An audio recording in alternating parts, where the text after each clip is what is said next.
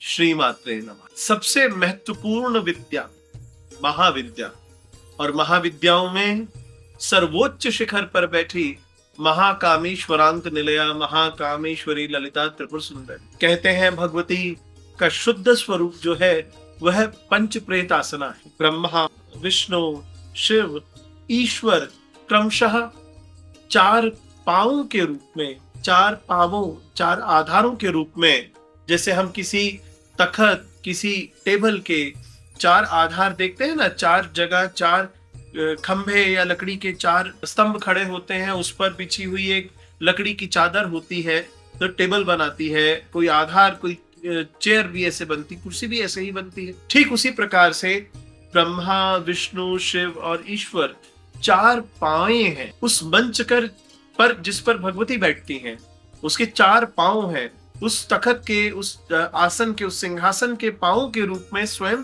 ब्रह्मा, विष्णु, शिव और ईश्वर ये चार देवता स्थान ग्रहण करते हैं, बैठते हैं, आधार देते हैं।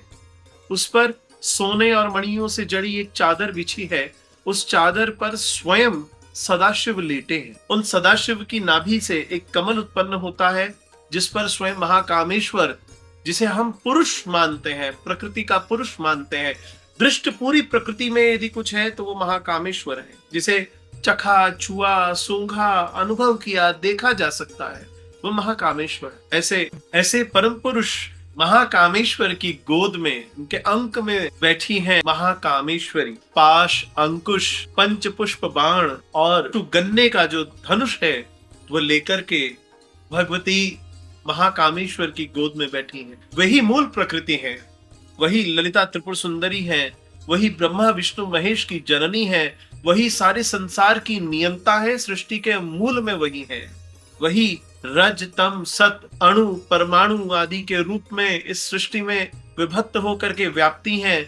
वही इलेक्ट्रॉन, प्रोटॉन, न्यूट्रॉन के रूप में मूलभूत, आधारभूत ढांचा है इस पूरी सृष्टि का। वही त्रिगुणात्मिका शक्ति मां ललिता त्रिपुर सुंदरी पंच प्रेतासन पर अपने पूर्ण स्वरूप में श्री पीठ मंदिर को सार्थकता देती हैं, अर्थात यहाँ विराजती है। शास्त्र कहता है राज्य दे या शिरो दे या न दे या षोडशाक्षरी, अर्थात राज्य दे दो, सब कुछ लुटा दो। भगवती राज राजेश्वरी का मूल मंत्र नहीं देना चाहिए। इस पर भी यदि कोई न माने तो सर ही काट के दे दो कि जड़ मूल से समाप्त विद्या। किंतु जो अभक्त है, शाक्त नहीं है, भगवती में श्रद्धा नहीं रखता है, भगवती जिसको अपना आशीर्वाद नहीं, प्रेम नहीं देती हैं, वात्सल्य नहीं देती हैं, भक्त के रूप में, साधक के रूप में, उसको कभी भगवती का मूल मंत्र नहीं देना चाहिए।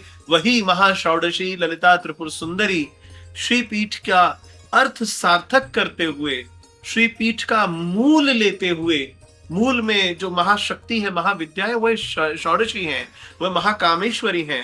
वह श्री पीठ मंदिर जो हमारी साधना स्थली है, वहां भगवती विराजती हैं। हमारे महायज्ञों के मूल में, महापूजाओं के मूल में भगवती ललिता त्रिपुर सुंदरी ही है।